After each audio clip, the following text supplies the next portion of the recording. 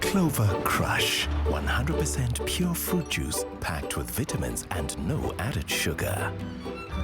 Crush your daily goodness. Now also available in long life. Made with love by Clover. Well, you know what, Kushle, the winter chill in the air means it's time to get that soup on the go. Nothing tastes better than a delicious vegetable soup after a long, cold day. It's a fact.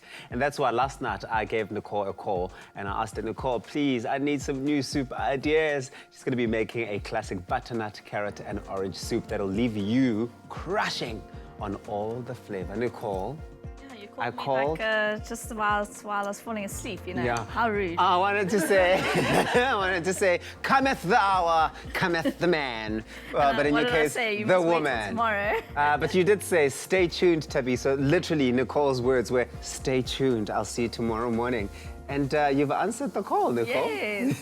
So, like Kukle mentioned, there's nothing better than having a warm soup to warm you from the inside out. And I feel like butternut soup is one of those things. It's a classic. It's a classic, but I like how this one has been taken a classic and we've just zhuzhed it up. When you mentioned that there's orange being introduced to this recipe to make this soup, I thought, well, that is new. I've never heard of a combination like that. Of orange. Orange and butternut going together. Well, we've got orange, butternut and carrots as well. So we've got our carrots and orange juice from Crush here. Okay. We've got real carrots as well. Yes. And butternut. And the orange brings out the beautiful natural sweetness in the flavor in the butternut and the carrots. So that's why we're adding it today. Okay, well, this is so interesting. So what are you doing there? Okay, so I've just added my onions and then a little bit of butter. So cool. Butter is just going to brown it off, give it a beautiful nutty flavor. Yeah. Then we're going to add our chopped up carrots. I mean, I just chopped this fine because I wanted to be fancy. That's some nice cubes there, hey? Nice, tiny, tiny cubes. That must have taken you since last night when you put the phone down to this morning when it's like, I damn woke it, up. I better get on these carrots. Well, you know, luckily I'm professionally trained, so it takes me a couple of minutes. You actually probably do have a device that you just slot them into, press a button, and the cubes are good to go. I wish. You still have to do it I just have manually. to practice my knife skills. Okay.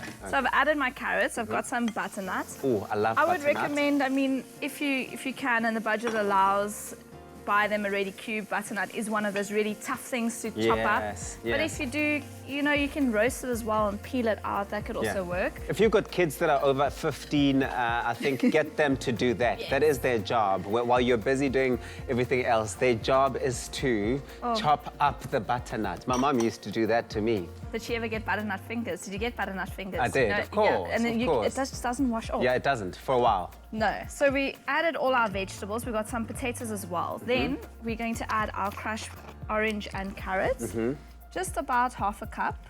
You don't want to add too much because we've got that natural sweetness in the orange here. So you don't want to add too much orange either. You also don't want to overpower the flavors of all the other things that you've put in there. So your onion, for example, that you've got in there, your butternut and your carrot dices. Exactly. So I've got some vegetable stock here. So we're keeping it vegetarian. If you want to add the other stocks like beef or a bit of chicken, you're more than welcome to. You can play with it. Yeah, you definitely can. So we're just going to let this boil. So we've just top it up with a little bit of water. Make sure that all your vegetables are covered properly. That way it can cook evenly. But now you don't want the whole thing to be drowning in water, right? Because otherwise it's all going to be too watery, not? No, not actually, because remember, once that's cooked down, you're going to have, it's all starchy vegetables. They need that bit of liquid to cook it.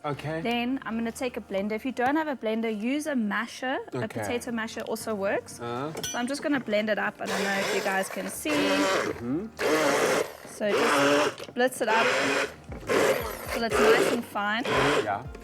And if you find it's a little bit too thick, I like to add a little bit of more juice just at the end for that freshness.